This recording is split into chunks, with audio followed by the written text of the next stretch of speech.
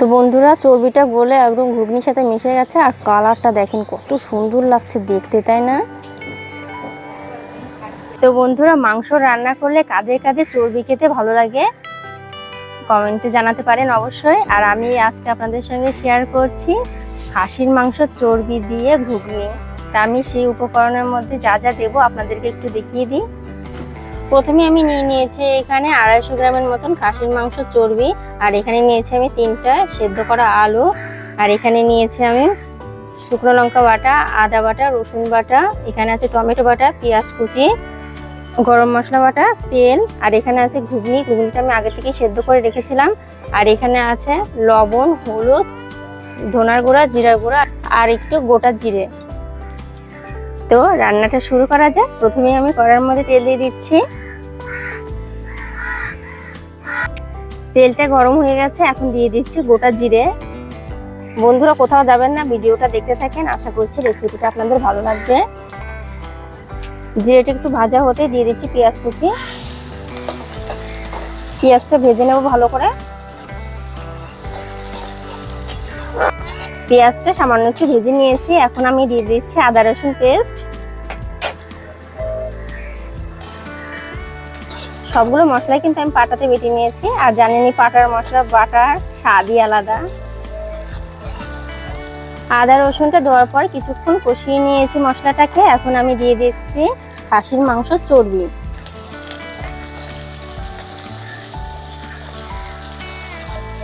চর্বিগুলো ছোট ছোট পিস করে কেটে পরিষ্কার করে ধুয়ে নিয়েছিলাম।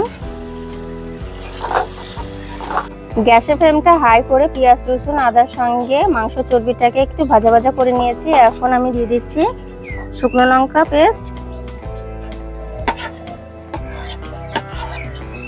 দিচ্ছি শুকনো মশলাগুলো, ধনার গুঁড়ো, জিরার গুঁড়ো, হলুদ গুঁড়ো আর পরিমাণ মতো লবণ।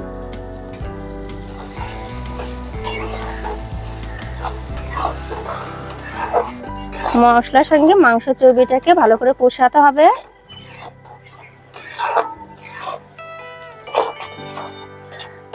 সব মশলাগুলোকে চর্বির সঙ্গে কষিয়ে নিয়েছি। এখন আমি দিয়ে দিচ্ছি টমেটো পেস্ট।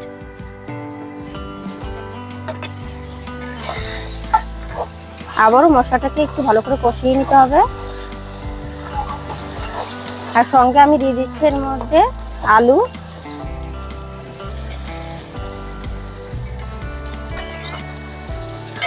আলুগুলো পিস পিস করে কেটে নিয়েছি। এখানে কিন্তু সেদ্ধ আলু ছিল।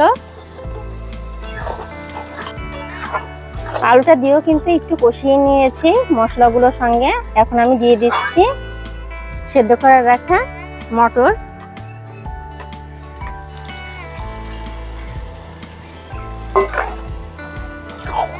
একদম সিম্পল রান্না, কিন্তু খেতে অসাধারণ।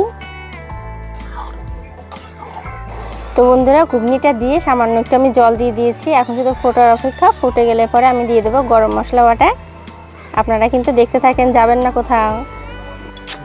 খাসির চর্বি দিয়ে ঘুগনিটা হয়ে গেছে। এখন নামানোর আগে আমি দিয়ে দিচ্ছি গরম মশলা বাটা।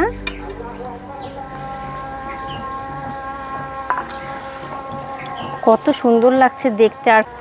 আর কাদের কাদের এই খাসির মাংস চর্বি দিয়ে ঘুগনি খেতে ভালো লাগে আমাকে কিন্তু কমেন্টে জানাবেন। আর তাড়াতাড়ি কিন্তু অবশ্যই সাবস্ক্রাইব করবেন আমার চ্যানেলটাকে।